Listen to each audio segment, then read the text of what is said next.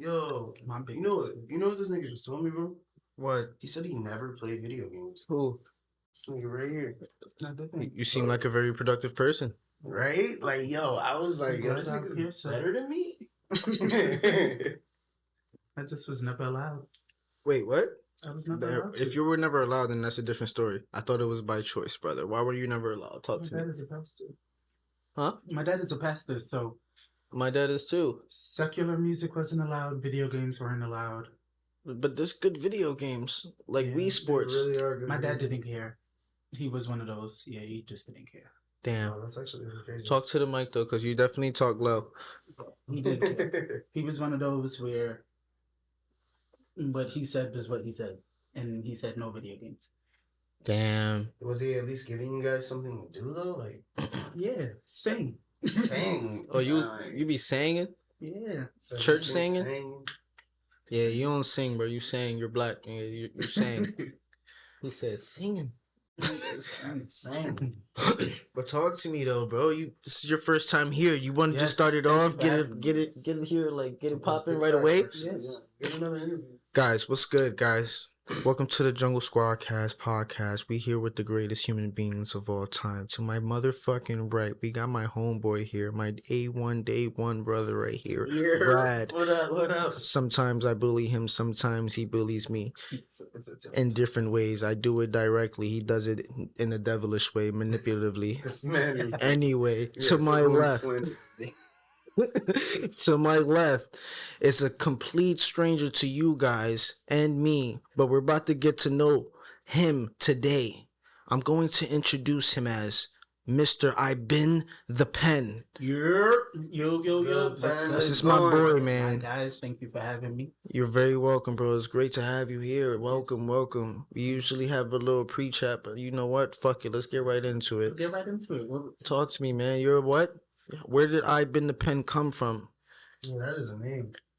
You're an artist, right? Yeah. Artist, songwriter, dancer, overall entertainer. Came from Paris to Speaking America. to the mic, please. So jack of all trades. Came from Paris to America. Okay. How old were you? I was 6, going on 7. Oh, man, So, that's not yeah. too bad. So you started that young with the music? Yeah. Or like, Yes. was it music or dancing that started first? It was definitely the music that started first. Oh, okay. So I started singing really when I got to America. When I got to America and me and all my siblings were finally like together. That's when my dad started. Yeah. Oh, shit. So my dad started. He thought he had like the Jackson 5 on his hands. That's dope though. So it was like my days would literally consist of like school at 7. So I would get up at 5, run scales with him from 5:30 to 6:30. Harmony practice with my siblings from 6:30. Oh, so you know music theory? Yeah.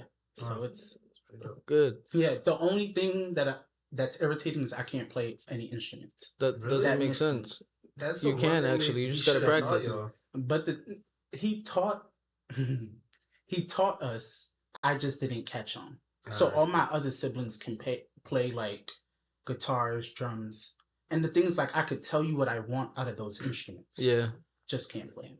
That's what's up, though. I mean, altogether, That's still good. It makes a band. Yeah. So you don't really have to worry. Yeah, but either way, even if you like collab with a really good producer and you're already saying that you know exactly what you want, that's really good because then you can direct him the right way, regardless. So either way, you can still come out with the same outcome. Yeah. And that's even more convenient because it's your family. For sure. Yeah. You ever collabed with them? Yeah, on my album, my current debut album that's out right now, Unorthodox, I have... Shit is dope, guys. Thank you. My brother wrote 80% of it, and then I featured my other brother on one of the records too. So, Oh, so you saying... Yeah. That's not bad. So you don't write? Singing is weird. I write. Oh, okay. I write too. But, do you feel like singing's easier than rapping?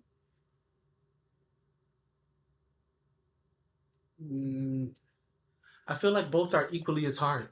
I feel like singing requires more. You see how like when guys go to the gym and they want to build like a muscle for like it's an outer appearance, but for like singing, the muscles that they need to build up is an inside appearance, like their lungs, their breathing, all that is like their muscles in their throat. All that is like a technique that they have to learn. So the training is different, but it's just as rigorous depending on how well you want to do it and how good you want to be. Exactly. Yeah.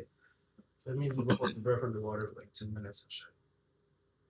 2.5. 2.5. You see, look at this nigga. You see, my thing is like I can like you said, like I can hear the sound and for singing, and like I know exactly how I want to do it, but like I can't sing the pitch that I can do it in. I can only sing in a deep way. Right, so when I hit it, it'll be good to like this is like when I was showing you the video with TK, she like was.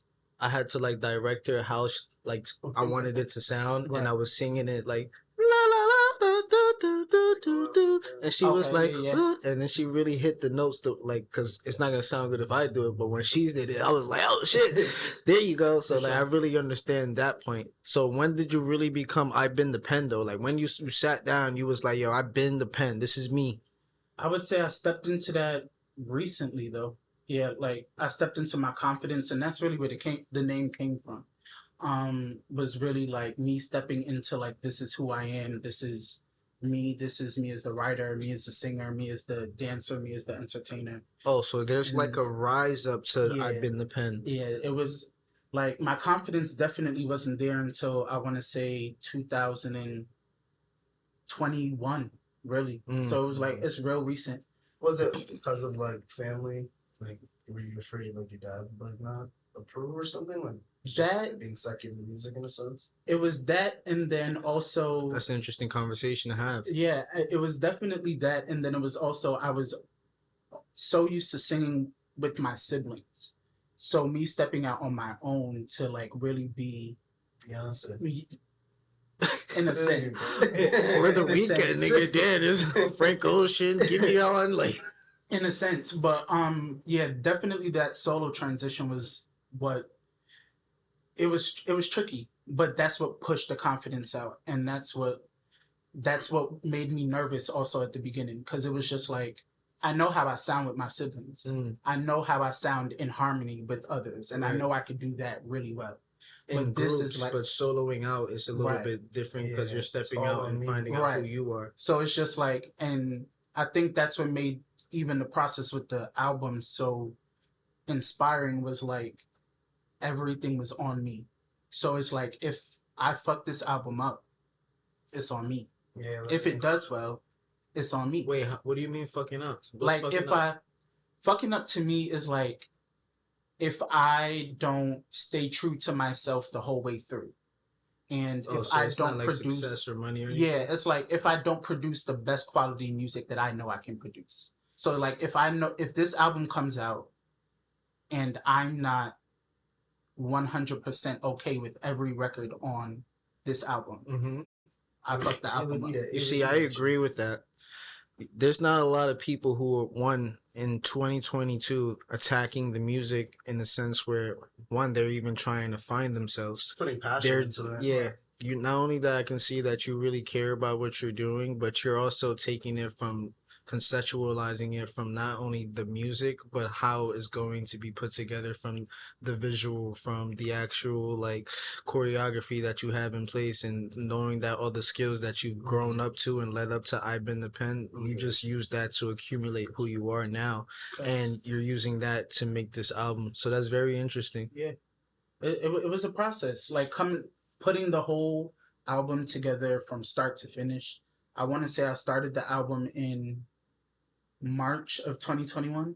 That's when I wrote like my first song for it. And then it was just foot on the gas ever since then. And then that's when I really sat down and just planned the album from start to finish. Like how many singles I wanted, how I wanted to roll it out, when I wanted to make certain announcements, what days of the week I wanted to carve out for certain announcements. Like if you go back even on my Instagram and just go through the whole album rollout, like every announcement was made on a specific day of the week at a specific time. And I made so every time I said I had an announcement. People knew when to expect that. Exactly. That's dope. That announcement. So it was even down to those meticulous details, and I feel like that's the art that's lost in today's music. Everybody's just rushing to have the music out. Drops on.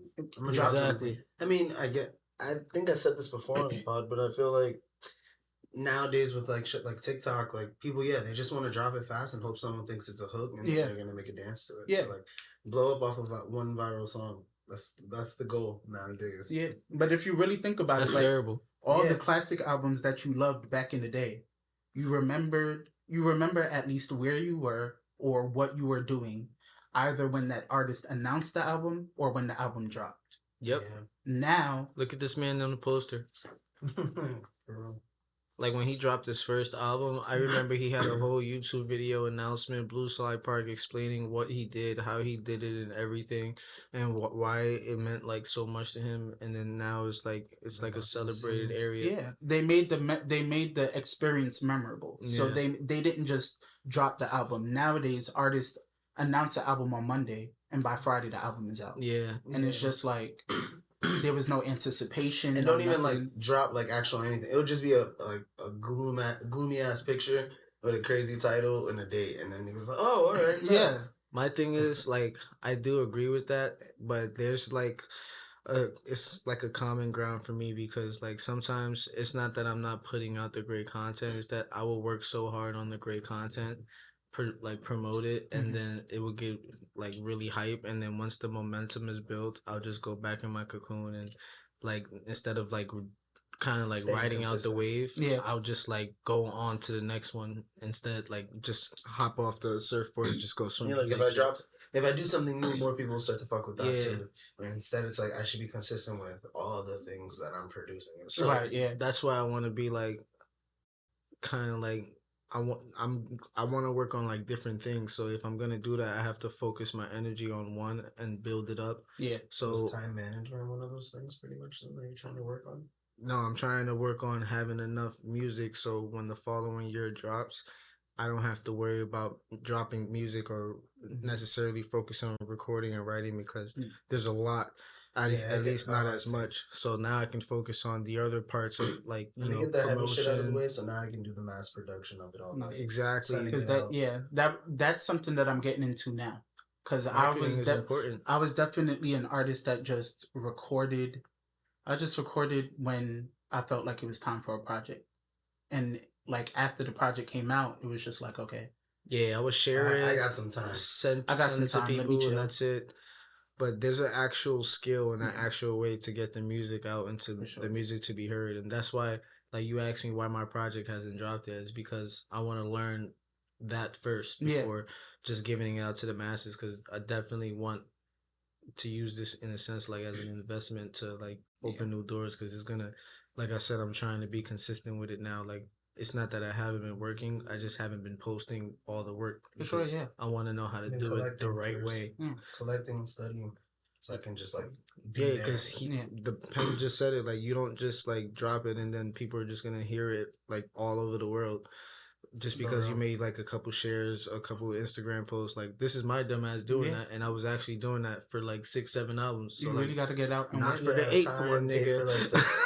Pay for like the sponsored ads on like Instagram and shit like that. Yeah, I was doing that and it was all working, but it's like you have to consistently do it, and when money comes and shit like that, and when you don't really got it like that, certain things are sacrificed, and it sucks that my shit had to be the back burner, so I had to like really learn a different way and a different outcome, so that couldn't stop happening. That could stop happening. You feel me? Yeah.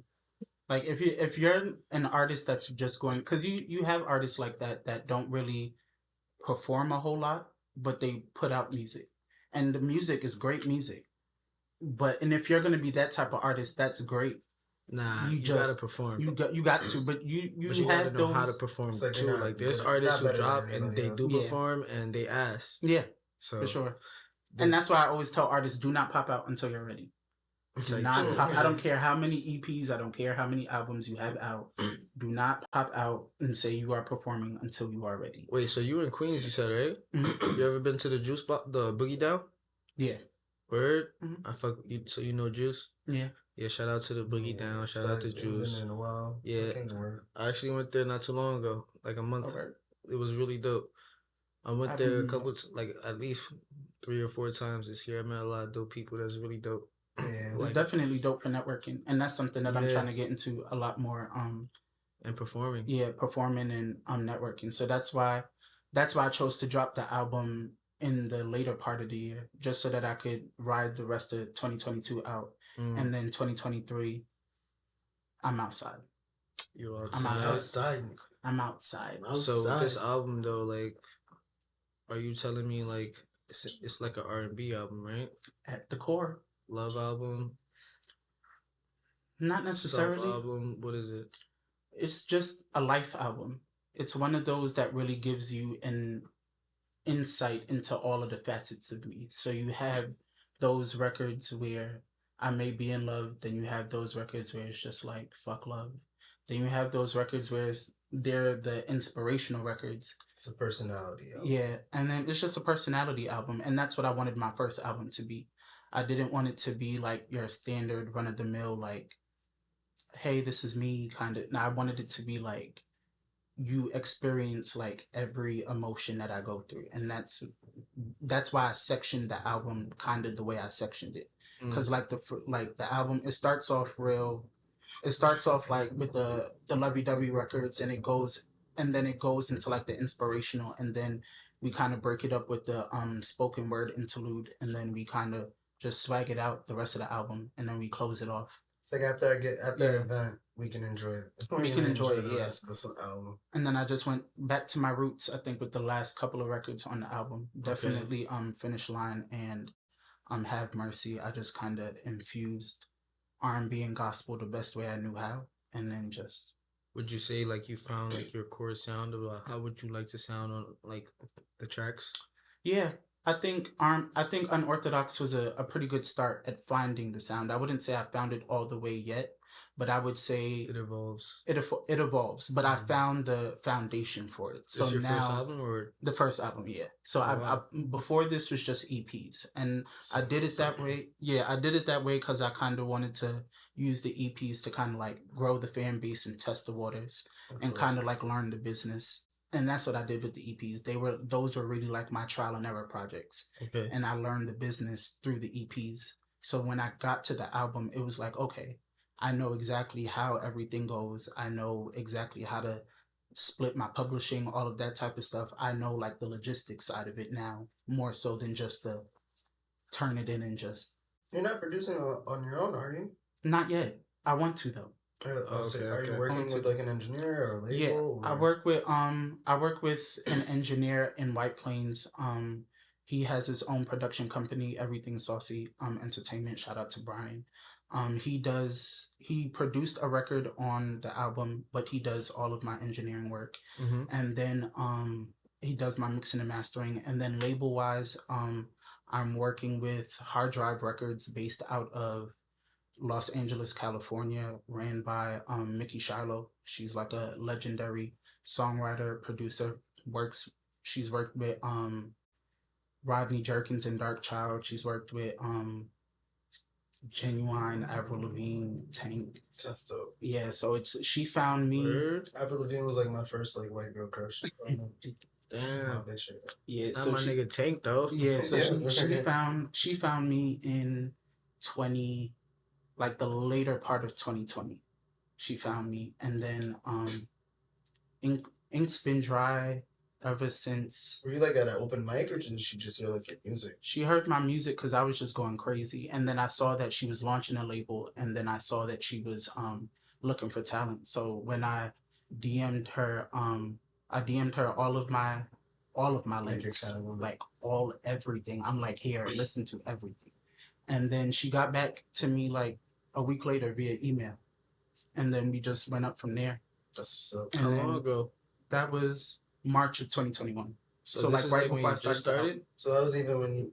Yeah, so I see that's even why the fire even grew more. You were like, oh, the music's working. Yeah, let's go. So now that I had... the trial and error from the EPs. Yeah, for sure. And then now that I... with the album. Yeah, now that I had... I've been the pen. Yeah. So now we stepped in. After that, the ink was dry. It was like, yeah, now it's time. iBeenThePenn is here. Let's go, album time. So that's when we sat down. You think you can shorten the name somewhere there? Like probably. Penn? Nah. I probably just go by Penn. Or Penn. I like iBeenThePenn. But yeah, iBeenThePenn sticks. It's a long ass name though. Nah, but iBeenThePenn. Bust the rhymes. It's only one syllable extra. So you good. Either way. Wiz could leave. See, one syllable extra. Will I been the pen. But people just call me variations or whatever. I mean, regardless, people are just gonna be like, it's 4 syllables. Yeah. Good. Wiz I've been the pen. Listen, if it was a gamer chat and that was your name, I've been the pen, and be like, yo, it's good pen. It's nice and simple. Yeah. It's good. But people do that. People do that to me when they see me out. Like you at networking events, it's just they shorten it. Nobody's gonna walk up to me and be like, yo, I've been to Penn was good. So that's the one thing I want for myself. That's what's cool for like you guys like establishing yourselves as artists is like you're like, no, call me like Ape Loso or call me I've been the Penn. Me, I'm like, call me right. I paid to trademark my shit. Yeah, call me that. I paid that fee to trademark it. Call me that. Trademark my shit, please. Call me Rad. And that's definitely that's definitely one piece of advice that I want to give to any independent artists before they really start trademark your name. Yeah, trademark your name before you really start putting out those projects that matter to you. If you're just doing the SoundCloud mixtapes, the EPs, that's cool. But when you get ready to start on that journey of like, this is my album, this is my catalog, trademark that name before you get because you will fuck around and then that name will fuck around and belong to a label. I trademarked my name before the label even came. So my shit is my shit, whether I walk away or whether I stay. My shit is my shit. Good shit. I respect that. That's really good advice, actually. Yeah, definitely. Trademark. Trademark. I don't want to say it out loud, but I might have to go do that soon. Trademark. Somebody will not. Because the last thing you want is good advice. The last thing you want is somebody to come and profit off of the hard work that you put in. Saying that's the So no. There will be consequences. Yeah. Imagine somebody just start selling water bottles and shit. Say Ape Loso on it. But technically, when you say it, they know it's you. But you just take it to court, and they'll just need proof of identity. And then I've already been established for like over so many years already, and people actually know me as this. So it'll be pretty easy to win the case. But they'll probably just until then they'll be profiting of until I win the case. That's like when you was fighting with that thing on Facebook, the same account. Oh yeah, that shit is terrible. This man was sharing an account with somebody for like 3 months or some shit like that. No, it's been years. This nigga still? Yeah. Did they come back already? Yeah. How? I thought you said you changed everything. No, I deactivated and deleted the nigga's account, but I guess he reactivated it. That's funny. Yeah. I can literally just log into his and just look at shit. He can't look at mine though. I'm confused on how you guys share an account. Yeah, I share an email. I've never heard. And every single time he tries to reset it, I get the notification on the email and everything. Oh no, that's so. But that's only when it's for Facebook though. Nothing else. You bought that phone fresh, right? It's not the phone. It's the Facebook. Oh, okay. Yeah, it's the. I was like, maybe it's like the they have the old account. Gmail. Nah, it's the actual networking. I think we have the same exact name, and he might have the same email. I'm thinking he was possibly born in 2015. You gotta be like, bro. Thanksgiving. I don't know. And I can't even understand nothing on his profile because it's like in straight Spanish. Oh my god. Like Facebook helped me. It's the worst. He's like, I keep having to reset my password and I can't log into my own fucking account. That should be the worst. I log into my Facebook account. I was just about to say that same shit. I like Facebook. I think the only time I come on Facebook is when I have to do ads for Instagram. They have good stuff. I go on there, but since I got my new phone, I like literally just have not. I have the app and I have not signed in once. My Facebook just reminds, like my Facebook is depressing. It just reminds me of high school. Like, what do I want to go back to high school? I feel you on that, but it's a platform. And there's people who are using it, and it's a market. Not yet, for sure. Like, if you can target that market, like, I think it's more for the older people. Yeah. And if you could make music and promote it on there, and that shit will catch on. And they have, like, really good tutorial videos. But one thing I hate about Facebook, though, they be having these videos that look real exciting, and then they'll have you sitting there for 10 minutes, and I'm like, oh, shit, this shit is whack. I just wish there was a way they could, like, section it off. Like artists over here and just regular Facebook over there. Like, this is what I wanted to ask you about too. Gotta go to MySpace for that at this point. Think about it though, like in today's artists, hip hop, it's a little bit crazy right now. Like there's like a term out there called like pop rappers versus like I guess real rappers. So like what do you think, you know, is the difference between like a pop rapper and a real rapper? What do you guys think? A pop rapper? Yeah, that's basically today's sound. I mean, I guess pop rap would be rapping about prevalent things, like about the current era. That's just like a niche in a sense, and it's like I'm a like a pop up. Like here we go. Like here, this is what you needed. This is the lyrics you wanted. I think to me, it's more about intent. Like what was your intent behind the record when you stepped into the studio? Like, because I feel like pop rappers go into the booth for a vibe. A real rapper is going in there to write, like, or to like not even write, but to just like I'm going like, of course, like somebody like Wayne had his comfortable era, but when Wayne was in his prime, Wayne wasn't going in there for a vibe. Wayne was going in there to rap. And he's still going in to rap, though. And that's what I'm saying. Like now he's getting back to going in there to rap. But Wayne had a point in time where he was just chilling. He was coasting, and he was coasting. And that's my favorite rapper. But he was definitely like vibing. Yeah. I started in the era type shit. Yeah, I'm just chilling. And I look around. And for some odd reason, he got so much hate in that era of his career, and I didn't understand why. But it's just like the nigga has money. Who, Wayne? Yeah, like who the fuck hates Wayne? Not people didn't hate him per se, but it was just like people got tired of being hyped up to see a Lil Wayne feature and then listen to the feature, and that's just true, like it was made. It comes with age though, and it comes with just the involvement of like music. So he ended up adapting to the sound and stuff like that. But we have the newer kids. He already led this like the newer generation, so he's already like the OG of everything that's going on. I just wish that real rap crossed over into the newer generation. It did, and it's still here. It's just like a conscious rap. It's just a small portion of people. It's not commercial now. That's why. Yeah, and that's why I think now I more so listen to underground than I listen to mainstream, because mainstream doesn't have nothing that I want. Yeah, like I don't. It's trap pop. I don't. It's pop rap. There isn't a rapper there isn't a new rapper that makes me think. Like I don't remember the last male rapper that made me think about some shit. It's nice to meet you. iBeenThePenn. My name is Ape and I will. I don't know if you listen to any of my music. I was playing earlier, but no. Those were. I will gladly play you two. Well, I'm gonna just send you these two albums. One is Ape Tape 2. That's the one right there, the bottom one. Mm-hmm. And then the second one is Different Level Loso. This will have you sitting in your room thinking. And that's the music that I like. That's why I don't listen to the only male rappers that I listen to would be Cole, Kendrick, and Wayne. I can respect that. Wayne being my favorite. Those are the real rappers, though. Yeah. But now we have pop rappers, and honestly, I'm not saying that I don't fuck with pop rappers, because I actually do fuck with pop rappers. But I just want to have like a distinctive. There's two differences between them. Like real hip hop, you're saying basically real hip hop artists are real rappers, and basically these real rappers are not commercialized as much. They're more underground. Pop rappers, they're more commercialized because why?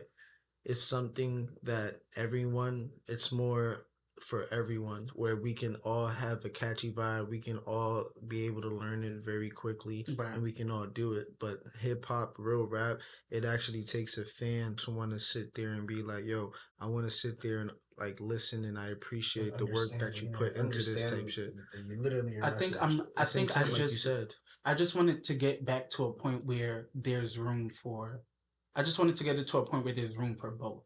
It's not. It is room for both. It's just there's not room money. for both, but I feel like it's in your one is definitely more in our face than the others. The reason is because like the businesses, the labels, the art, like they already know what the masses in a sense want. So instead of trying to push an agenda and like switch the narrative, they're just giving us what they want because they know that's the fastest way to get money back. Yeah, literally, everybody's looking for a fast way to make money back. That's why even like most movies, I've said it before, most movies are like not even like the quick 1-2 like comedy or whatever the fuck. Now everything's a blockbuster because like you're just trying to make the most back from what you put out. And like everybody just wants money at the end of the day. Nothing's the same anymore, man. Nothing's the same. And like that's one of the arguments that it's not even an argument because like during the album process when I was sitting down with the label and I was talking to them about the direction that I wanted to go for the album sonically, it was more so like they weren't pushing me to do the popular shit. They have control over that? They don't have control over it, but they just wanted to. They strongly suggest. And the crazy thing is they didn't even strongly suggest, they just genuinely wanted to know because I think for like marketing and promotion purposes it was just so like we want to strategize. Yeah, we want to know where you're going because we want to come up with the most effective marketing plan for you. When this drops. We want to make sure that we get you on the right playlist. We want to make sure we want to know the vibe of the album. That's smart. So that was one of those things that I had to really challenge myself with because it was just like, you don't know what your target audience is. Like, do I stay true to myself or do I playing right after fucking Pop Smoke just came on? Right, so like, it's two different vibes in a sense. You can always stay true to yourself, but the thing is, where I felt like it's not about like in a sense, changing as long as you're catering to the sound that is being.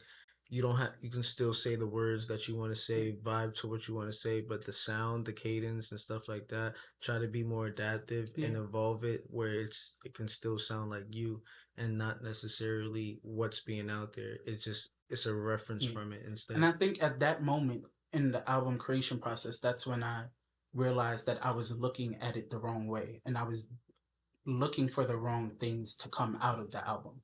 It was more so I was looking for like the success and the accolades, and I'm just like, wait, that's not what I'm looking for. What I'm really looking for is to put out music that people actually vibe with and people will actually play. Right. You gotta remember, you're not in it to be famous. You're in it because you want to make music. So that's why I started, and that's why I keep doing it, and that's why I didn't like the message. Like you said, like about getting the music out there. At some point, I realized that I didn't even give a fuck anymore. I just love doing this. I love the fact that it's literally something that I can reference to and like learn from. Like everything that I've done is like almost all in my album. Like it's like a journey in chronological order, certain parts of my life, certain stages in my life. Like it makes me like reminds me of like where I am today. So it's like sometimes I'm happy that I'm not necessarily out there yet because I feel like I needed all these projects to in a sense find who I am now. And I think I'm actually finding the sound that I want. I know which type of bag I can get into, like when I have different type of beats, like it could be hip hop, it could be R&B, what type of subjects that I want to talk about now. Now I'm trying to get a little bit more into the pop rap shit, but I think the thing is, even though there's a clear difference between pop rap and like real rap, what I truly believe is they both can equally coexist because the vibe that pop rap comes with, it's in a sense, it's engaging, so it gets the audience off rip. So if you can combine what the real rappers are saying and actually have some intent in your lyrics and content, it can all work out for everyone else. But like you said, like remember we were looking at the other side, he was like, yeah, that's a real positive rap. That's a real modern beat that niggas was using, and it was still engaging because she was a pop singer. So so like I did the little fake pop rap, so it was all engaged. So it was like it's all about the intent of what you want to make the music is. It's not the problem. The problem is what people are promoting as, what's popular, and then there's a decision, there's people making those decisions, but us as an artist, us as a consumer, us as a listener, we have the option and then the choice to choose what we want to listen to create what we want to create, to buy what we want to buy, to sell what we want to sell. Like you don't have to do what everybody else is doing. Boys and girls. But they don't do that though. They don't know that. They definitely don't. People will listen to what everybody else they don't like, and then critique what they don't like. Yeah. But it's just like it's not. I get that. It's not bad music. It's just not for you. Exactly. And that's perfectly fine. Like there's a lot of rappers that a lot of people that are in my circle listen to that I don't listen to. Listen, I'm keep it a stack. I try my best to be relevant, but G Herbals, the Little Dirks, the Young Littles. When they all started, I didn't listen to it. The most I listened to was Tekashi 6ix9ine. And it was because this nigga was funny. Out of this all nigga the people say you just named, you're gonna say Tekashi's the one you listen to. You're not, first he started with the Glizzies, and then now he started with Tekashi. This nigga used to say the dumbest shit, and I listened to it because this nigga it was music comedy. Or the social media? No. And his lyrics, it was fucking comedy, bro. The way this nigga would say it, says stupid, suck my dick with your mother's lips. Nigga, that's the dumbest thing I've ever heard. No, I feel you, but like one Little Dirk is wavy. I'm not saying like I don't try to listen to them. It's just they're not my go-tos. Like, and even now, like my thing is 6ix9ine's not my go-to. If I'm at an I'm just saying that's what I listen to when. Not the go-to, but like G Herbo can be considered as a real rapper. Like G Herbo got. Herbo's a pop rapper. Because the first time I heard her was when that Chirac shit with him and Nicki, right? With him and Nicki, and he got on, and he held his own with Nicki, and usually if Nicki's on a record with anybody, it's gonna drop. I'm cutting it off. But he was dope before that. Wait, depending on who the record is with. Yeah. Like, I'm cutting it off. Like, I don't listen to 6ix9ine. I don't like 6ix9ine. Yeah, I'm good off that. I used to. But those two records that he dropped with Nicki, straight to Nicki. And then after that, Nicki looked so fire in one of those 6ix9ine's videos, and I was like, damn, you got a baby dad now? I be missing all the beautiful women. Like, it's too late for me. I wish I was popping at the earlier age. Like, I feel like even speaking of her, she's an artist that does it very well in bridging and like fusing the two, like pop rap and like real rap, because she actually adds real bars to what she's actually saying when she wants to. And to be honest, I don't think there's been a female for me since Nicki on a mainstream level that's made me like. Well, I mean, Cardi B's been. Shout out to Glorilla. Glorilla been out. She just don't sing though. Cardi don't sing either. Yeah, they don't sing. I mean, to my knowledge, Cardi doesn't write either. Yeah. So that's writes that's kind of where my thing with Cardi is, because it's just like the niggas that I like, right? So who you like? Wayne, Kendrick, Cole, Nas, like Capone Noriega. Biggie. Damn, he's naming some good people here. Like, those are like, that's the core of my hip hop. Like, so. What about R&B? R&B. Oh damn, that list is even longer. The Brandys, the Jasmines, the Mariah Careys, the Whitney Houstons, the Ella Fitzgeralds, the this is in order? Aretha Franklin. Ella Fitzgerald's not in order. I couldn't put them in order. No, I couldn't. Yeah, I couldn't put them in order. Like if I had like. What about today? Like, you fucked with the SZA's album? Oh yeah, SZA's album is like a 9 out of 10 for me. Oh, I haven't heard it yet. The only reason why it wasn't a 10 out of 10 was how long I had to wait for it. But everything else. What about SZA versus Jasmine Sullivan? Who's winning? Yeah, Jasmine got it. Jasmine. Not even that's not even close. All right, Sade versus Aretha Franklin. Aretha Franklin. Yeah. Sade just got the. Yeah, Aretha. There's so many ways Aretha could go with it. Mariah Carey versus Ashanti. I'm Mariah. Cole versus Kendrick. Mariah right now, or Mariah like years ago? Ashanti right now is not even Ashanti. Didn't she have a face off or some shit? A versus? Who she? Yeah, but Keisha, but that's Ashanti and Keisha too. they're in the same category, like vocally. So it's just like and you could put those two against each other, just like you could put. I've been the Penn versus Usher.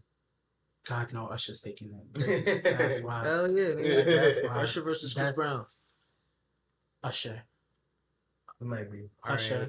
Only for me because are you serious? Only because I enjoyed R&B Chris Brown more than I enjoyed this Chris Brown now. So like Chris Brown in his early days, right up until like 2016, he was like right after this Christmas.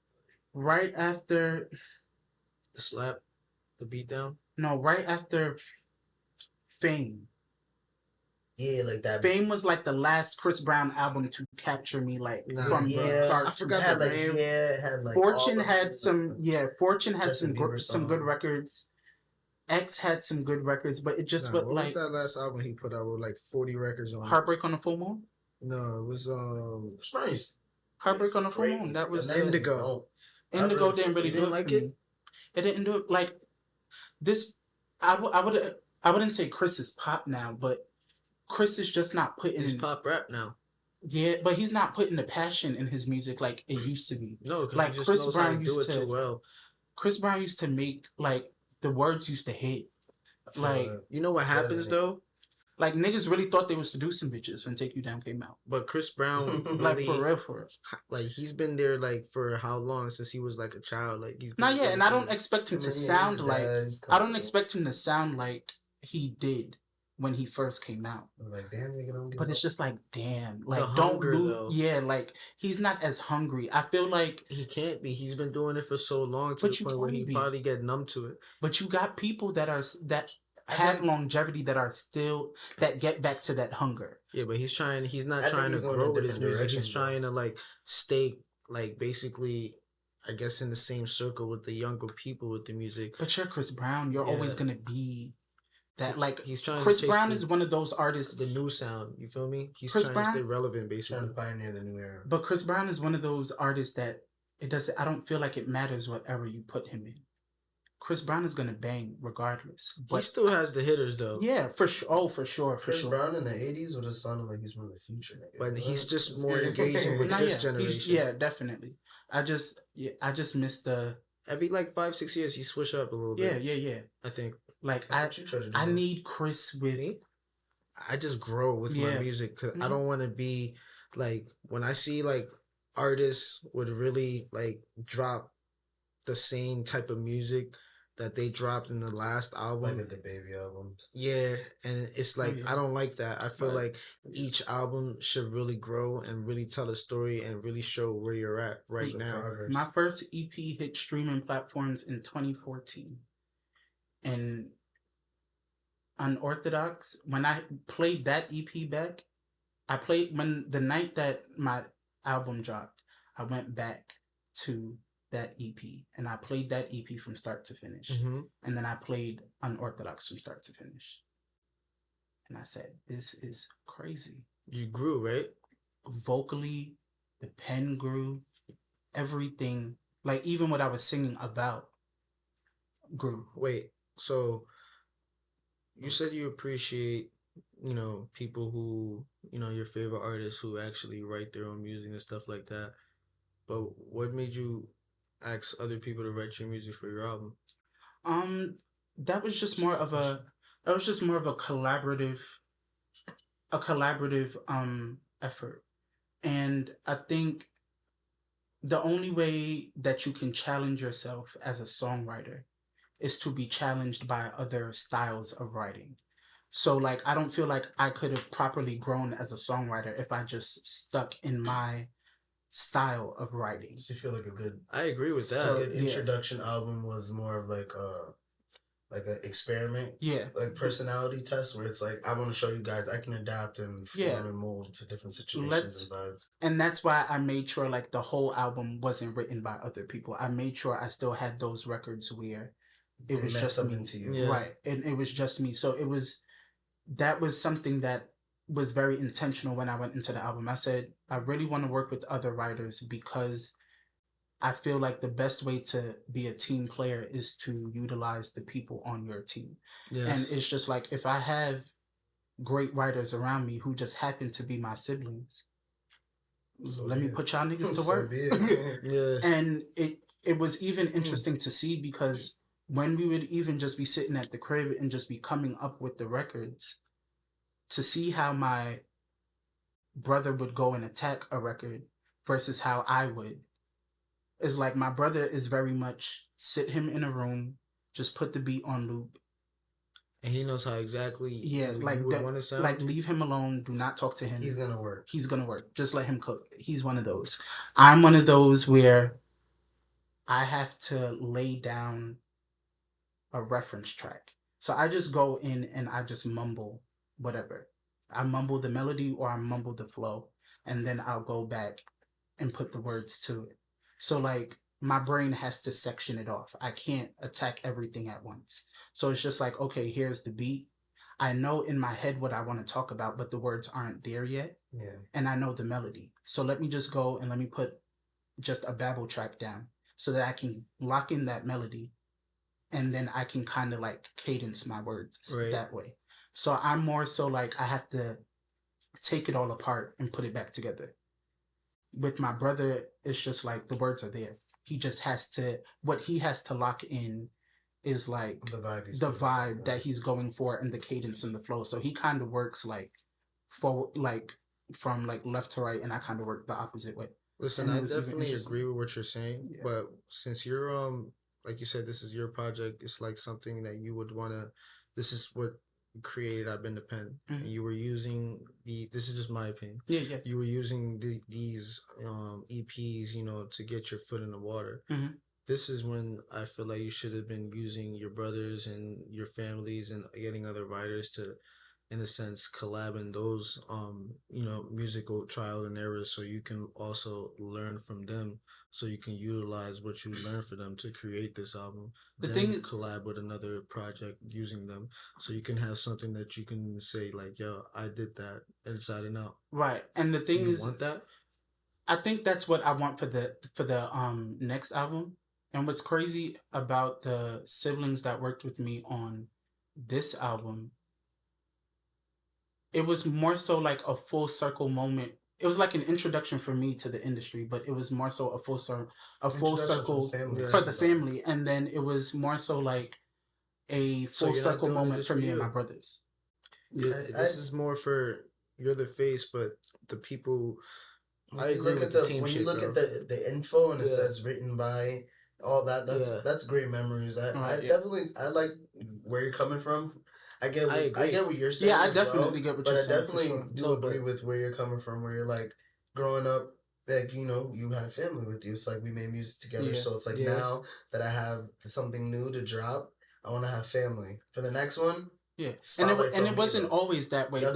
That's more so like, I was just trying to say, like, in a sense, you're kind of like, we can make this first album together, and then from there y'all can't say like I never like, not even to sound cocky, but like, put the spotlight on you or gave you guys attention.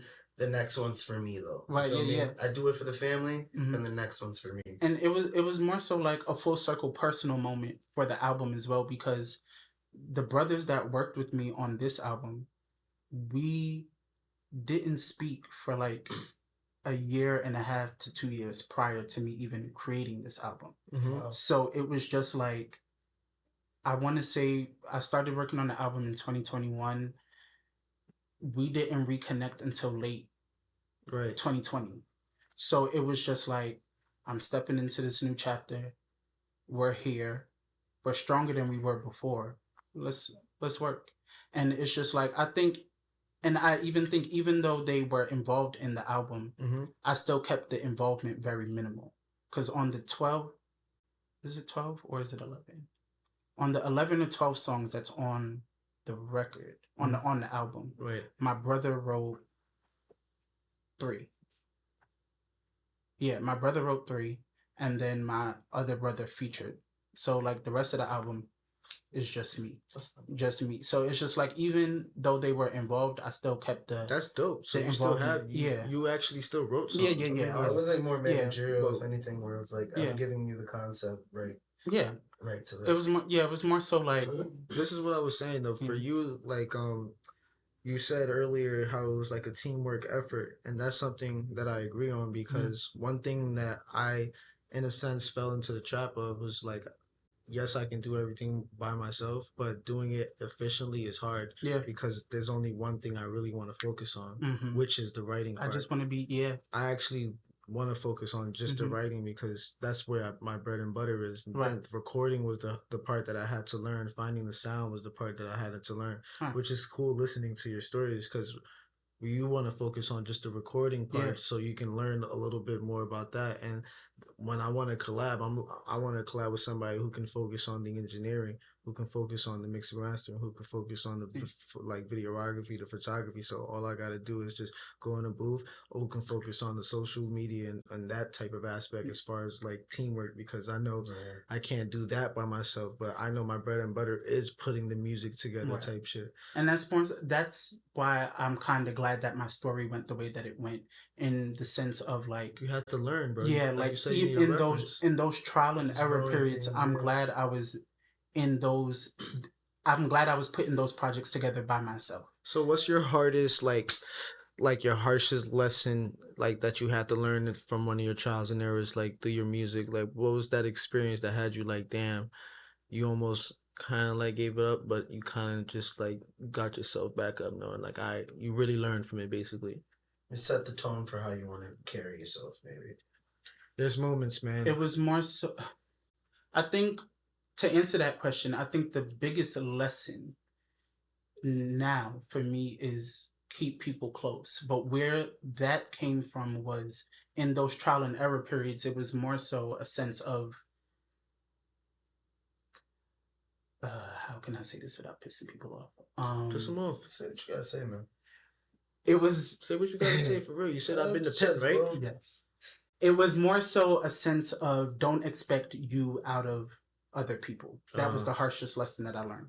Oh, so it was shit. I agree. Not everybody has the same heart as you. Yeah, so it was like when I was in the trenches and I had started, because I had started out on the team vibe. Like I wanted people I wanted to grow together, and everybody wasn't on that same type of time. Nope. Like you would send open verses out to people. They would get them back to you when they felt like it. Never got them back. Or never got them back. Or they think like I'm gonna sit there and really wait. Like no, or they I'm really not. think Never mind. I'm gonna pay some astronomical price when it's just like, bro, you have the same amount of streams that I got. I'm not paying you $500 for a verse. Like, let's relax. Calm the fuck down. I understand that you feel like you're worth that, and I'm not saying that you're not worth that. But what I'm not doing is taking $500 out of my budget for this project to pay you for a verse.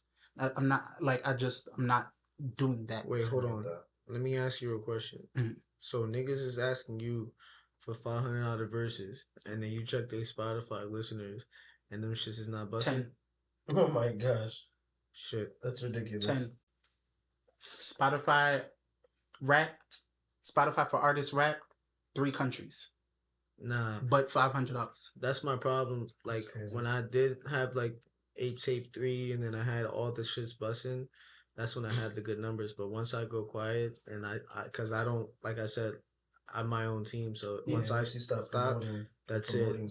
So like once I take my break, it drops. But once I'm back on, it's like, oh shit, thank God you're back. Blah blah blah. Like I know what the vibes back. I know what I can bring to a record. So like even when I go into collabing with people, I'm even in the vibe now where I'm now starting to open back up myself for features. Because when I was in my album mode, I was really in my album mode, work. and I just I shut everything down. But now that I'm done with the album, and now that I'm outside, and I want to work, I'm not even on the vibe of like, I'm only really charging people if, like, to keep it a buck, if they press the issue.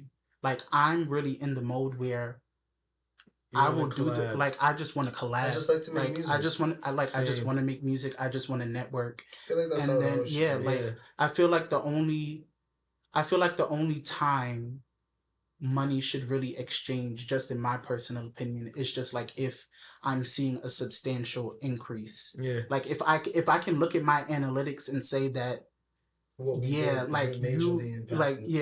deserve it. Right. Then it would be a case of like, yeah, I have to pay you for that, or I have to break bread with you. But it's just like, that's really interesting. And then what's crazy, like even in my experiences, the niggas that would want to charge you $500 for a verse be the same niggas that don't even promote the record when it comes out. So it's just like, I charged you you charged me $500 for this. My project dropped, and you don't want to see it grow. I paid girls for videos, and they did the same shit. That's wild. And me, I'm promoting everything I touch. Whether like everything, like all the features that I have lined up, every artist can count on. When I touch that, you're cut from a different cloth. We'll send you the clips. We'll send you the clips of this pod when it's dropping. Yeah, it's out. Like, And I just don't understand. Like, if this is a part of your catalog, why wouldn't you want to promote your catalog? Promote your like art, every feature, every verse, every time you step in that booth, you are adding to your catalog. So I would want to promote everything. Yeah. Especially when people visit your streaming platform, your artist profile, niggas are gonna see the records. Yeah. So why not promote the records? Like, you have a whole appears on section, nigga. That's why I charge for features. But like you said, only for the people who I feel like I have to, because what I think is I know 100% what I'm gonna bring to the table. I know how quickly I could get it done, how efficient. Like it's like, I got this shit down to a science. Yeah, basically. We can make this shit at my house. Yeah, you can do this shit right now, whenever you want. Give me 48 hours, and you're like, I'm not. If you ask me for a feature, like, let's get it. Let's go. Like, if let's do it. Like, my first question, let's go. Like, my first question always when an artist asks me for a feature is, what's the schedule like? What's the schedule like? Because, like, what's the beat? What's the beat? What's the vibe? Like, what's the vibe? I'm not even on the, like, I don't even want to talk money yet. Let me make sure that we even vibe together. You're worth like, it. Right. Yeah. Because I've turned down features before too. You should. Yeah, where it's like, I don't feel like I don't feel like I can match. Yeah, and it's not even that. You know why I turned it down? Because you're not efficient enough to get it done in a timely manner, like you said you were gonna do. If you take too long, I'm sorry. I would rather either cancel the whole verse out or like literally just do it myself. Period. Yeah. For real. And what's crazy is, like, I used to be so scared to give artists deadlines. That's the type of pussy ass shit I was on. Nah, you have to. I was so scared to give artists deadlines when I would send them records. They're just gonna run off. Yeah, but then now with the album, the people that featured on the album, I was just like, yeah, I'm gonna need that back. Like 2 weeks. Like let's go. The deadline. This is the deadline that the label is giving me. I need it. Like 2 weeks. Yeah, like this ain't a joke. Like, it's not a joke. It's a single fucking. And that's the crazy part about it. It's just like they don't take it seriously. Oh yeah, bro, I just wrote it. Like, literally, I had a song feature, and basically we were supposed to come through like 3 weeks ago, right? 1 week he said, yeah, not we said yeah for this week, and he's like, no, I couldn't make it this week. Next week he said, some shit that happened. I'll let you know by the next day. Some shit that happened. And then now, all right, bet, no problem. When's the next time you want to meet? Hit him up again. Now niggas it's completely ghost. That's weird. And it's like certain other people that say they want to record, they want to do the session, they don't want to put a deposit down.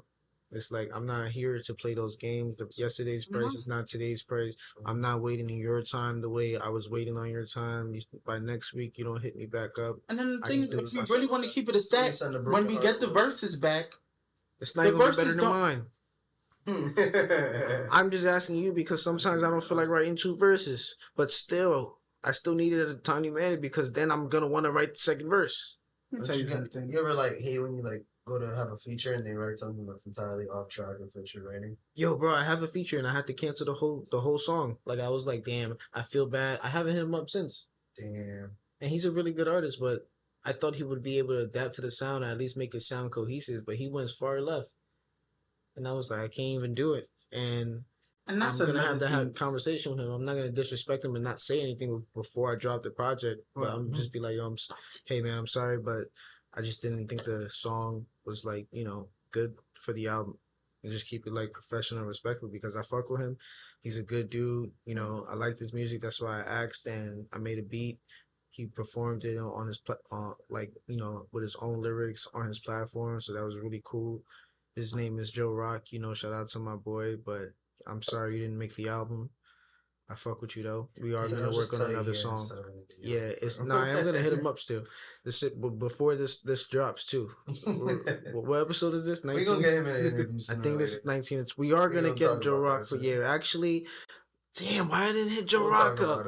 Yeah, I'm gonna hit Joe Rock. I'm gonna hit you up. We just gotta find our sound because I realize that I have to cater to your sound, and then if I have to do that, we can make a good sound because we just have to find the right sound together. I'm not saying trash, bro. I just that song in particular, I think both of us didn't give our greatest effort. Stages in life. And I think that's a good lesson for artists to know and understand, that if you send a record to someone and they decline it, it's never a personal attack at you as an artist or your music. It's just, shouldn't take it as a slight. It's like I've got declined. I've gotten declined, and when I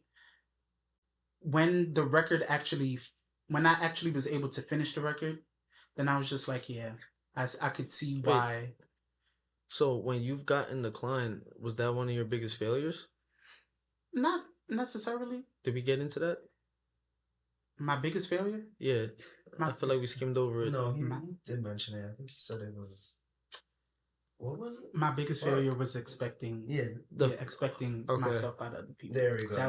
That was damn. So you really got it good then. You're starting out fresh. If that's what your biggest failure, that's not really your harshest lesson. You're pretty. You got to be probably ready for more failure. But I think that's your slight. But I've also experienced a lot of failure because I've also been told no a shit ton of times too. Like I get that. Like a shit ton of times. Like I mean, the person he is the lyrics that are coming out too. So you gotta think as well. I mean, like I had musical failures. I had DJ Clue decline me. Damn. I had DJ Clue decline me for a single that I was trying to get in rotation on Desert Storm. Mm-hmm. I had him decline me. Had a couple was he rude about how did he decline you? It was just a simple email that I just don't think that this single would be right for the current vibe of the show, sonically. But Rhythm and Flow declined me too, man. They just never got back to me 2 years later. I was still waiting for the response. Send that shit, bro. It's just one of those things. But I've also been told no a shit ton of times. Yeah, especially by women. But the thing is, I don't necessarily look at those as failures. Those are just lessons. Yeah, they're just lessons for me. I've never taken it personal when I've gotten told no. It's just like, okay, I just got to work harder. That's just how I look at it. Wait, I just have to work harder. You have taken it personal, but it just depends on who told you. Because you said you were sad when DJ Clue. Sad. I'm trying to get in there. I'm just trying. I want to make sure they don't catch you slipping out. Maybe sad wasn't like the operative. Maybe that wasn't the best word to use. It was just like, it was one of those things where I just knew, like I was so confident in the record. I was just like, there's not one DJ out there that wouldn't want this record in their possession. Yo, who's DJ Clue, man? Power 105.1 DJ in New York. Desert Storm. Late. Gotta hear a song or some shit from him. They do shit like I feel like I know DJ Clue, but I just feel like I've never seen his face. I just heard his name. Clue is one of those mixtapes. Clue is one of those low key DJs though. But he's one of the popular ones though. But he's very prevalent in the industry. But it was one of those. He was trying to start on New York though. Brooklyn. So you had to pay him to even get rejected, or do you just sent him an email and then that was it? It was a situation.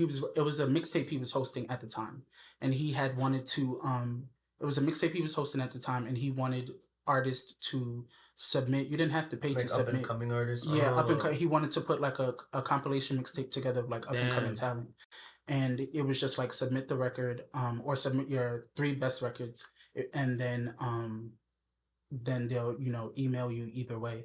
And then whoever got picked, that single that was on the mixtape also got spun. Oh, that's dope. Desert Storm. Yeah. Funkmaster Flex is wild. Did you ever hear whoever it was that got dropped and stuff?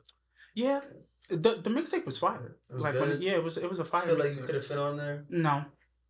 Not with the music that I was making at the time. Okay, so it was like I was making some depressing ass music, and it was like, oh damn, that was like I was making some depressing ass music, and I'm trying to get lit, not crying in the club. Right, that's low-key how I started too. Yeah, my record would definitely one of those crying the club records. So I definitely understood. That's why it wasn't. See, that makes sense. Yeah, once crying it dropped, club records. What? I mean, just the sad songs. We dancing in the club, but we crying at the same time. Nah, what you mean? Just sad in the club. It was just one of those, like, if you heard it in the club, it would just hit you, and you would just start to reminisce. You would just start to reminisce on whoever you were dealing with at that time. I should call her. Yeah, it was one of those. Like, it was one of those I should call type of records. Like, I've never listened to a song and be like, I should call her. You ever fucked a girl to your music? God no. Why not? Why? Was she really fucking? You make R&B music. Yeah, facts. You make love music. Drop messages to yourself like, don't stop pumping. And you don't fuck. You never fucked a girl to your music. Seriously? Yeah. You should try. But that's also because I don't have a girl. Number one. A girl. I don't have a girl. I don't have any girl. Number one. No girlfriend has ever. Also, is it because you just recently started single with the music? Mm-mm. How old were you when you started music? When I started music for real, 2014, I was 17 going on. No, I was 19. Really. So I started music professionally late. And then, yeah. Okay. So for context, the reason why girls have never gotten fucked to my music is because by the time I started making music professionally, I had just stopped fucking girls. Well, you don't know that they haven't been fucking to your music. They just probably haven't been fucking. I'm sure my ex-girlfriends have fucked to my music. I'm sure. Yeah. Because I make great music. And they've told me I make great music. So they probably, I'm sure they were topping some other niggas off listening to their music, huh? But I think that's what makes my journey unique also. And that... Can I ask you a question? I think that's just weird though. Mm-hmm. What if your friend, right, mm-hmm. is chilling with you, right, and he's an artist, mm-hmm. and you're not the artist, right, and you have a girl, right, mm-hmm. and she wants to have sexual intercourse, but play your friend's music? No. You're not gonna let that happen? Will you get erected? No. What if you were already fucking? No. And the music came on? Soft. I feel that, bro. Because it's just like, bro, like it's one thing if I'm having sex to Chris Brown. I don't really know that nigga like that. But it's just like, bro, I smoke with this nigga. Yeah, I'm not chill with him after. Yeah, like I party with this. Like imagine you just like. Imagine you have sex to your homeboy's music and then go and chill with him after. That's just mad. That's just weird. You know, you singing all the lyrics with him. He's like, yeah, bro, you really fucking my music. And then, and I think the prime thing that makes it weird is because you often, especially if the sex is good, you associate that song with that person. Yeah, you think that I'll be damn, you sitting in the room shit over here looking at Nah, but what if they like shorty going to the beat though? That's ridiculous. Yeah, no. I just feel like I would be tight, but at the moment I would take advantage of the situation and probably be a little bit more like rough and aggressive. And then but then more time, like I fuck with my homeboy's music. So I'm not even thinking about having sex. I'm really thinking about like the artists, like my friends. boy. Yeah, like this is really my boy, and I really know this song. Yeah. Like I really want to be rapping along right now. I really don't want to be like. Yeah, I can't be in cheats. That's like, awkward. Yeah, that's awkward, bro. That's awkward. You be fucking your own music? Nah, but think about it, like, huh? You fuck to your own music? I've and like with the different girlfriends as well. Not to toot my. Are they singing your lyrics while they fucking? They're probably fucking other niggas right now, listening to my music. You sure about that? I agree. You don't think that's awkward? You don't think they don't know? Huh? What if the ex knows? Well, what if the significant other of your ex knows that you're their ex? That's their fucking business. I doubt it. But that got to do with it. I'm pretty sure they're probably playing it off. This undercover artist, yeah, you just going up, yeah. What that got to do with me? Can I keep it calm? No, let me stop. But that don't got, especially if, that don't got nothing to do with me. I've asked you a lot of questions, man. Do you have any for us? Yeah. What made y'all want to do a podcast? Not y'all. Yeah, something to do. Nope. He's telling the wrong story. Let me pop this off, bro. I'll take this one from here. It's not y'all. I came on a journey, like my favorite fucking anime character, his as well, which is why he's here with me. One Piece, Luffy, alright? Okay. He started in a fucking barrel and he reached and set sail with nobody and wants to get pieces of people little by little. For 2 years, okay? I've been trying to start this fucking podcast with 3 people, okay? So for a long time, I tried 2 other people, like you said, dates and times, try to commit. They're full of shit. Did not work out for multiple occasions. Then I couldn't just find the right people who I felt like I can talk to for a decent time. And then not be like, this is a job, but this is like an actual vibe. You feel me?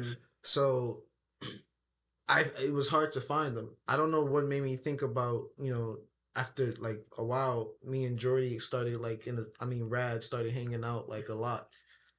I do that a lot. Pay for that trademark.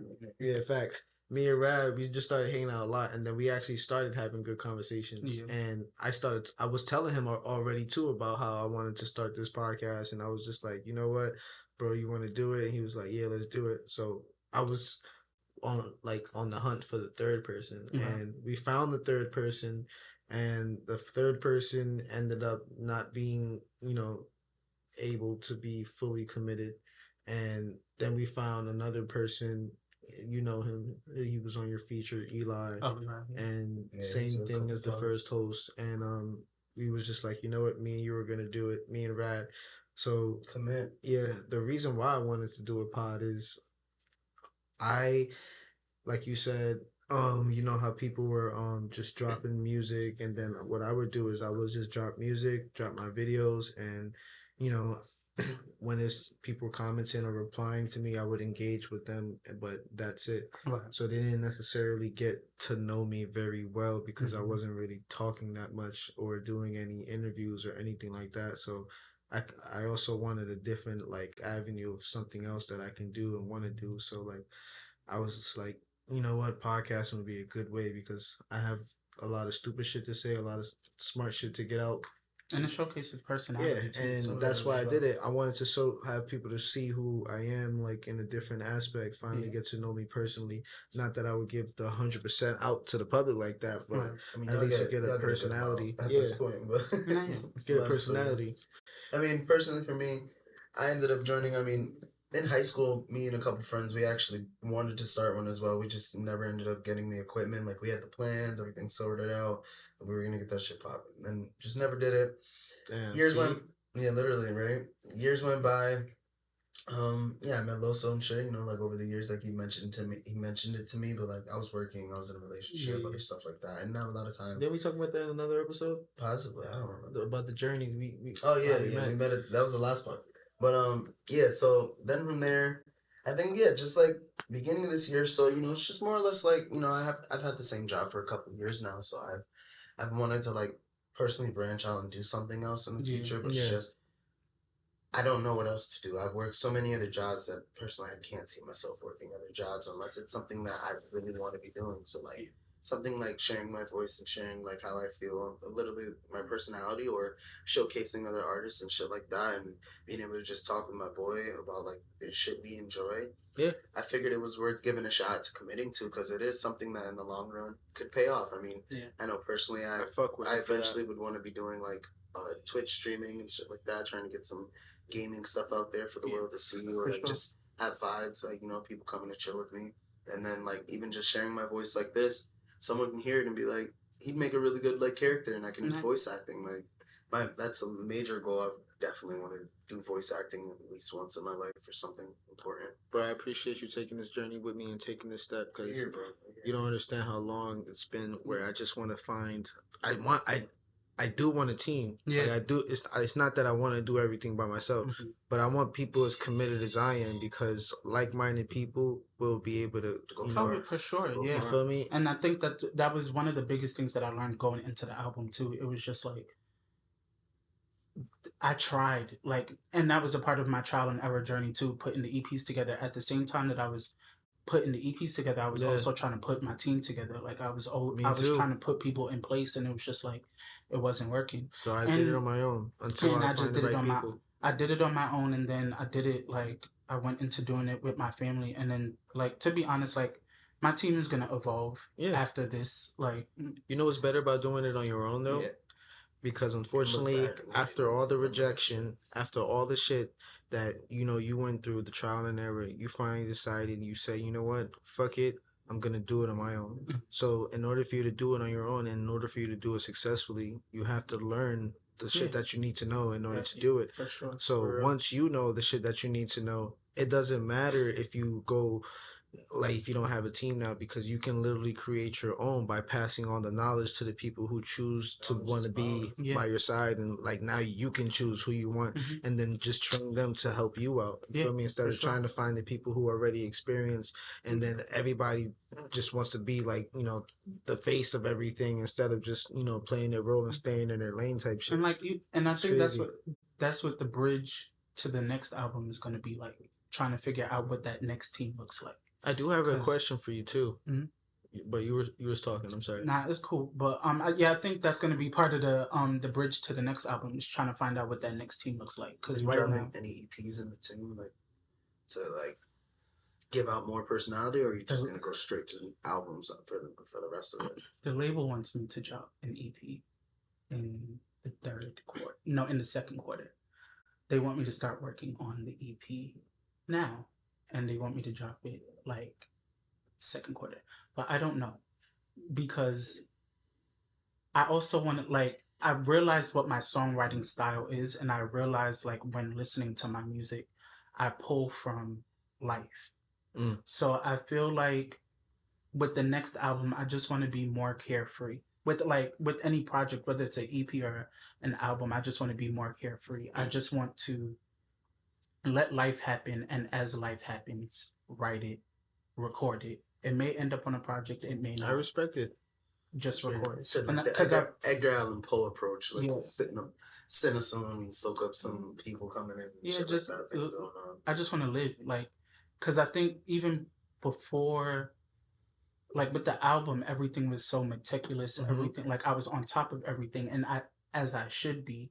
But it also, like, I also struggle to find the balance at times between having fun with the album and then also like being on top of everything, like delegating tasks and doing all of that type of stuff. So there's a balance. There is a balance to be found, and I think I finally found it at the end. I think that's why when the album came out, it was such a sigh of relief. It was like so many different emotions at once. It was like, okay. And you did say something like with some, like, that was very nonchalant earlier, and we kind of like just passed it.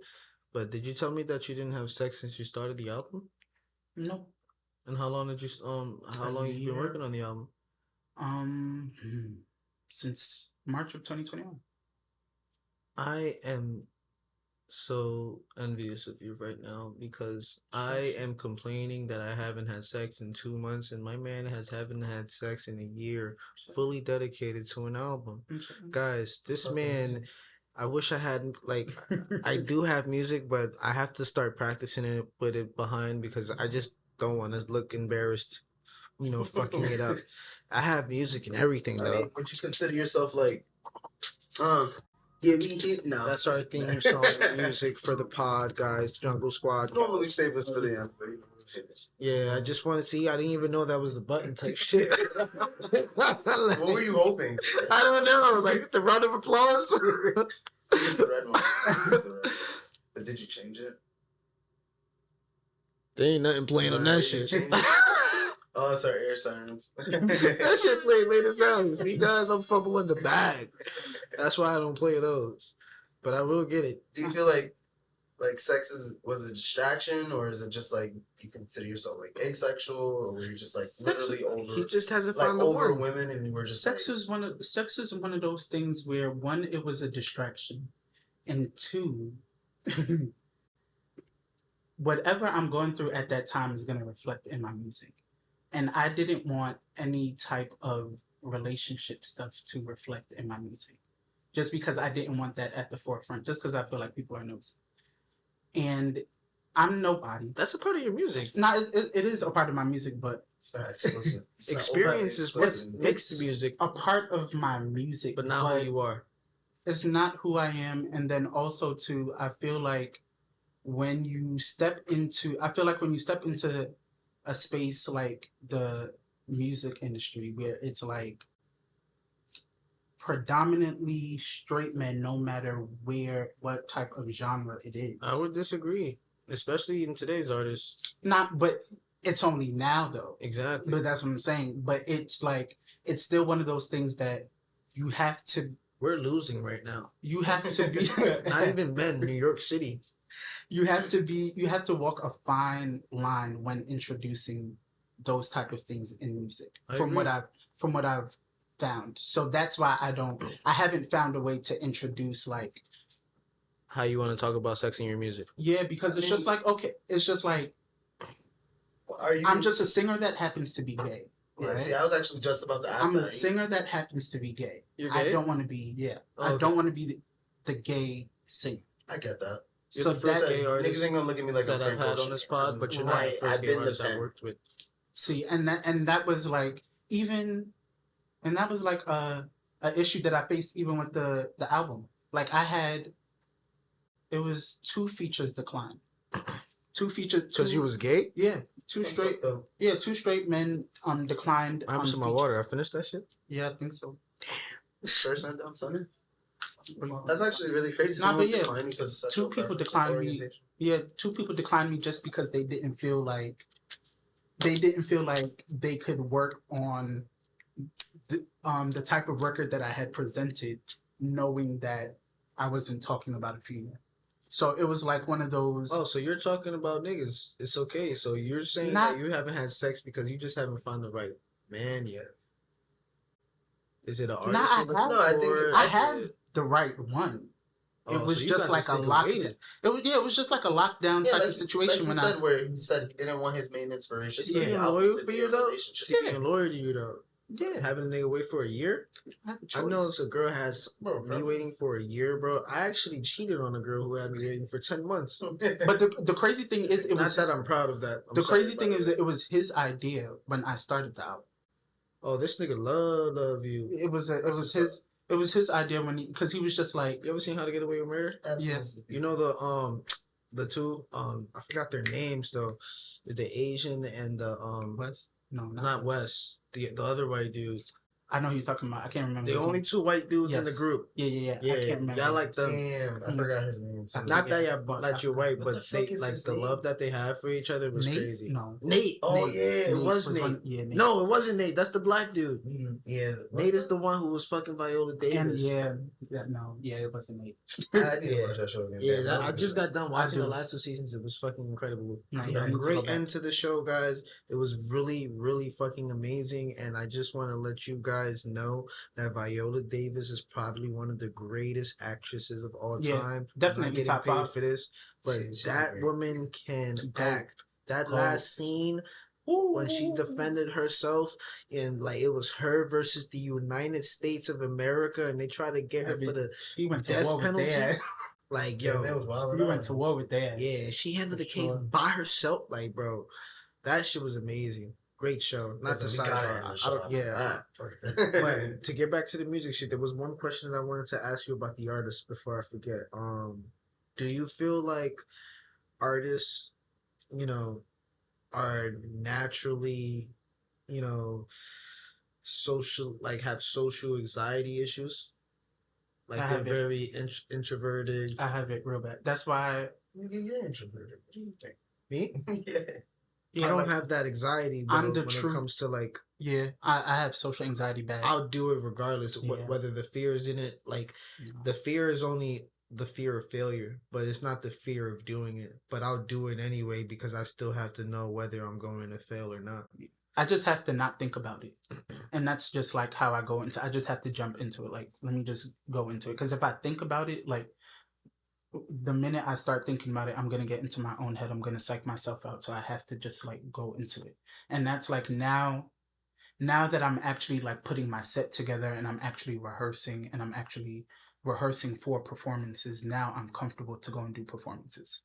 Before, it was, like, the social anxiety of it all. It was just, like, it's just the feeling of looking into a crowd and I don't know nobody but, like, the people that came here to see me, which is, like... really and truly like 5 or 6, and then it's just the people like it's 5 or 6 people that came here to see me. It's like 50 people that are just here to like They've never seen me. They've never heard my music. They're just there to judge, and it's just who cares? Just make sure you get the verse right. And that's where I'm at now. That's where I'm at now. I'm just gonna perform. You gotta know how to not give a fuck, bro. That's one of my things too, because I was never a sensitive person.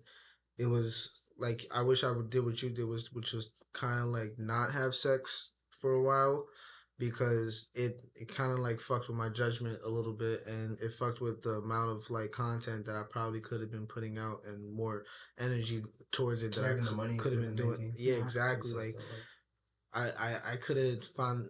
I have to find like a bit more of a balance type shit. Yeah. Now it's just like I've completely cut all ties with the vagina right now, and I'm just chilling right now. But you realize that you're the most focused and productive, bro. In the last 2 weeks, I made half an album. Beats, mixed and mastered, fully done, ready to go. It sounds mad when you like say it out loud, but when you're like actually doing it, and when you like see what the final product is. Not to say that I would have made a trash album if I was having sex. Yeah, what the fuck? I made great albums.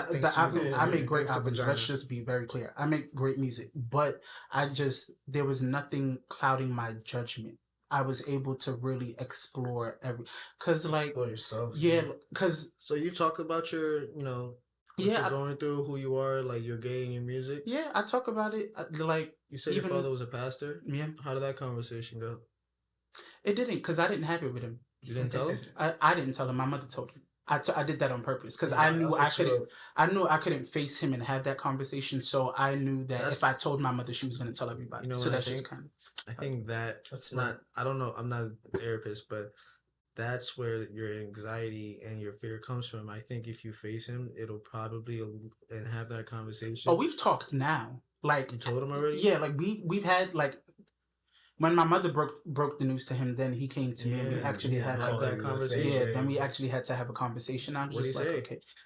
He was just more so along the lines of like, I don't necessarily approve of it, but the only like the only right, and the only condition that I have is that any nigga that you choose to deal with, just make sure that it's like he's on the up and up, because I don't approve of it, but I will still put my hands on who I have to put my hands on if it does get there. So he's cool now. He's cool now. Now, when when the news first broke, we didn't speak for like 2 weeks. We were in the same house, but it was tension. That's crazy. Tension. He would look at me, I would look at him, and we would still like, if you saw us as a family outside, you wouldn't think like, nothing like that is going on at home, because we still went to church every Sunday, still was the happy family, the happy first family of the church. You kept the image up. We kept the image up, sang on the choir, did what I had to do. But when we got home, it was beef. It was beef. He did not talk to me. He went out of his way to, like, he would address the rest of my siblings, but purposely not say nothing to me. But I was still being addressed. Like, I still had to get up and do what was being asked.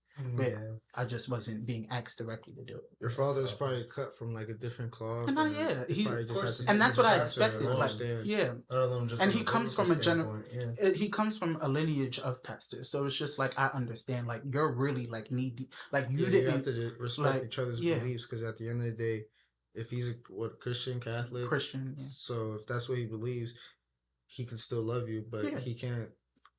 That's as far as it goes. And it's just one of those things where I meet him in the middle, and I know that with him, he's more of a out of sight, out of mind type of thing. So I don't put it in his face. Like, at least not in his home. I think it's like that for most parents, like though dealing with like a gay child and stuff. It's like, I just said it in mind. It's like, why do I have to worry about it? Right. Yeah. It's like, I mean, and then at the end of the day, though, like I said, like, I just think that's still your kid. You should still love them, appreciate them. You love each other, but don't disrespect each other. Exactly. And the thing is, he's able to love me because me being gay isn't my identity. It's not who I am. So it's just like, even though like some people could look at it as like if he can't really accept you being gay, like, can he really love all of you? Yeah, because me being gay, like my identity is not tied to that. I feel so like I'm still very much his son. My brother's gay. It took a while for my brother to come out. My sister's gay, and I understand where you're coming from. Where it's just like, it takes a second, but accept them. It's just one of those things. That's not who they all are. Like we're saw cool. My brother his whole life. Like my brother put me on the anime, like shit like that. Like you know, like. We're cool now. Yeah, and he shouldn't push whatever on you. Yeah, you guys we don't push anything on each other. I don't like even if it's a thing where like I go over to their house and like even if my man will drop me off at my house, like he'll still come in, he'll speak cool, and then he'll just go because it's not cordial. It's not even like cordial. It's not that he's not wanted or he's not welcome. It's just that he knows like if my parents had a choice, he wouldn't be here. So he just plays the back, and he's still very respectful, and they're respectful of each other. He speaks. It's not like a thing where like he speaks and my father just ignores him. All right, you're getting me confused here. You want to know why? And actually a little annoyed because first of all, you just told me you were gay. Yeah. And you're black, right? Mm-hmm. That is probably one of like the hardest things to be in the United States of America.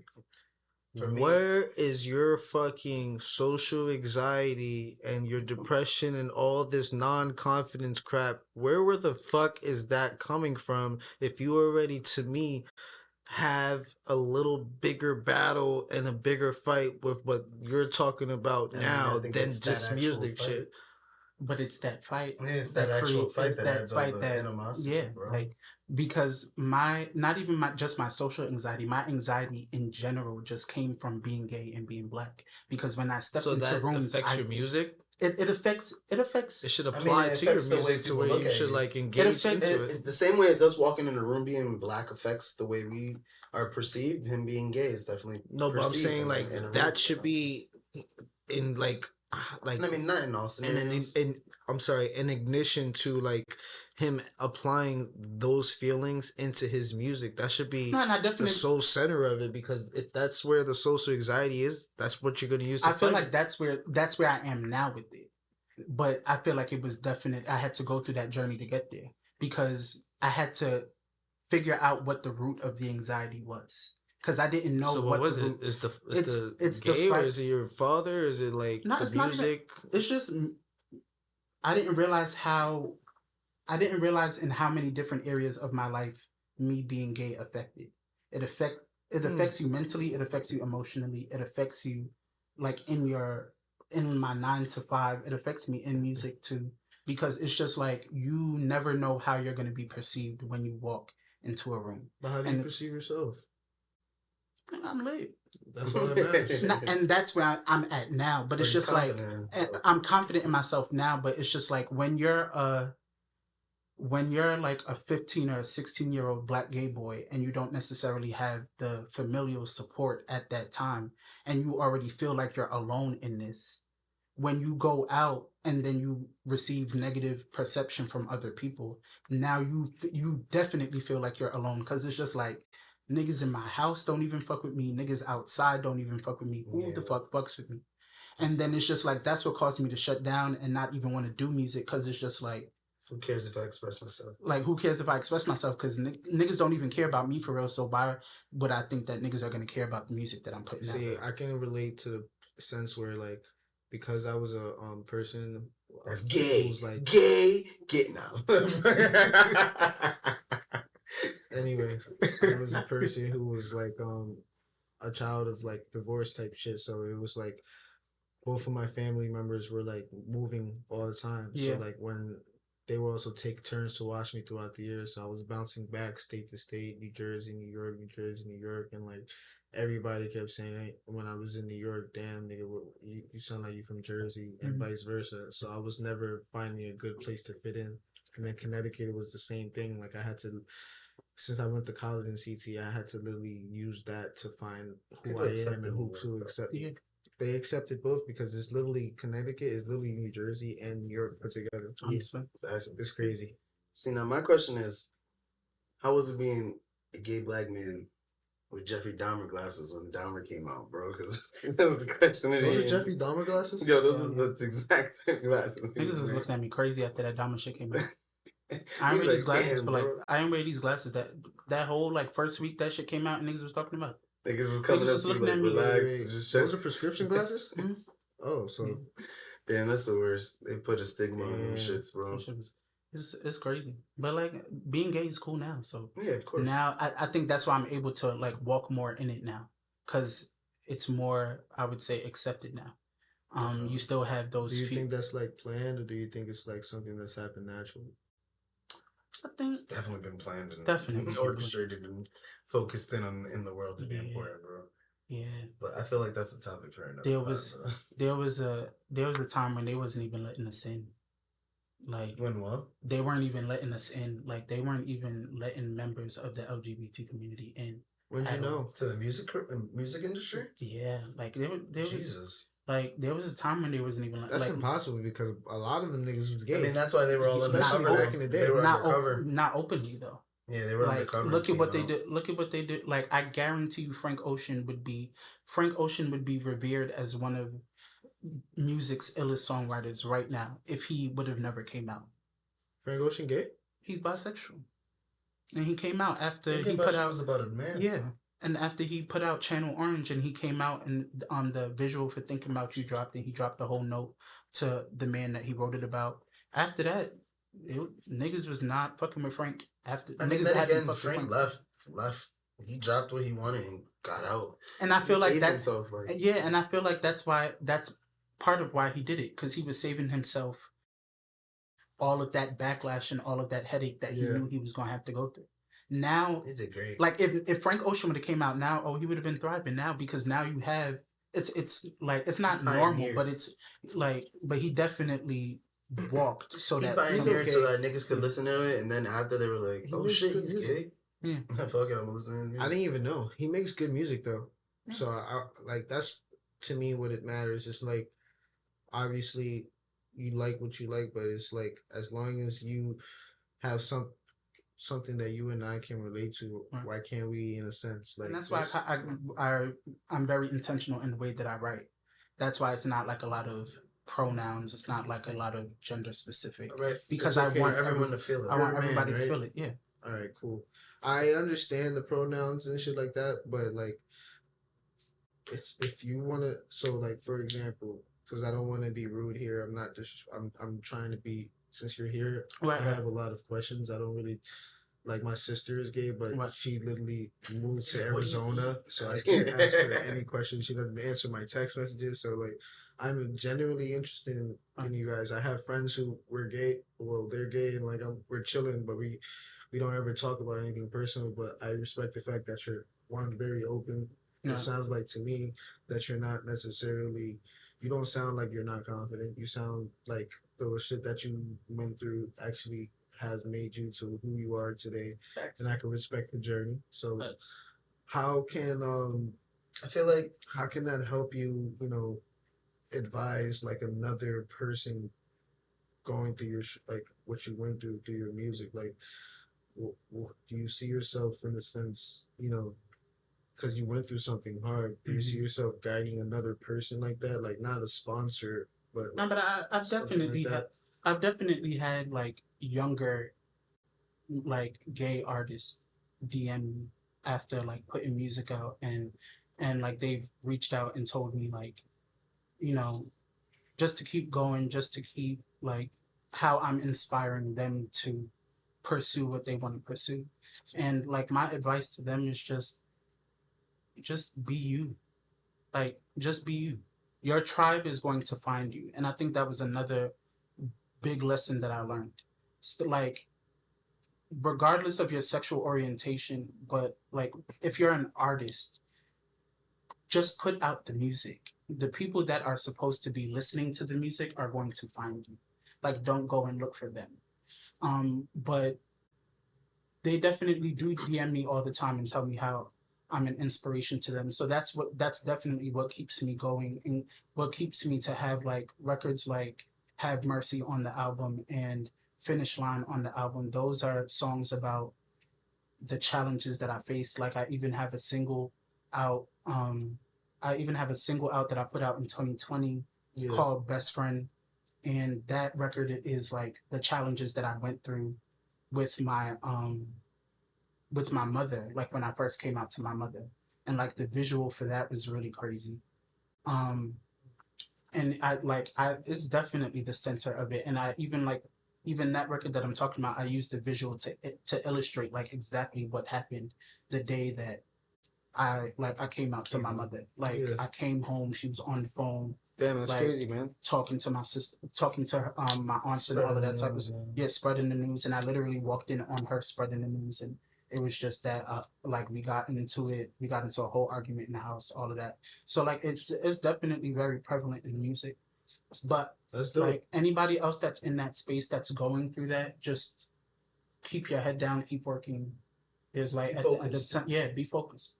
Be focused. Don't let anybody pivot, like knock you off your pivot. There are going to be people that are going to make you feel like you're not worthy of their, what's the word I'm looking for? You're not worthy of their approval, or because you don't fit into a certain social structure, or your sexual orientation is not like, the prevalent one. So I don't really care about your sexual orientation. Lil Nas X, he's doing great. Yeah, he's doing great. Like Lil Nas X is doing great. Saucy Santana is doing great. Like you have, like they're coming. So like everybody's doing good, and I think it's more accepted now. So I think that gave me like a confidence kicker as well. Like it's more accepted now, so I could kind of move like more freely. Like I can move accordingly. I can move freer now because we're good. I think this was a good pod. Yeah, it was lovely to have you, man. I feel like we're gonna get out of here in a sec, but before we do, I mean, is there anything you want anyone to know? You got any plugins for any future things coming out that people should look out for? I mean, remember, by the time we post this, like, if there is something you're posting within like the next 2 months or so, you may not see it. So is there anything coming like out that you're excited to drop next year? You said 2023 work, fourth quarter. Next year. Next year, just catch me outside. Like, just follow me on Instagram. Follow me on Twitter. iBeenThePenn. Just catch the flyers because I'm outside. SOB's in March. Irving Plaza in April. I'm outside.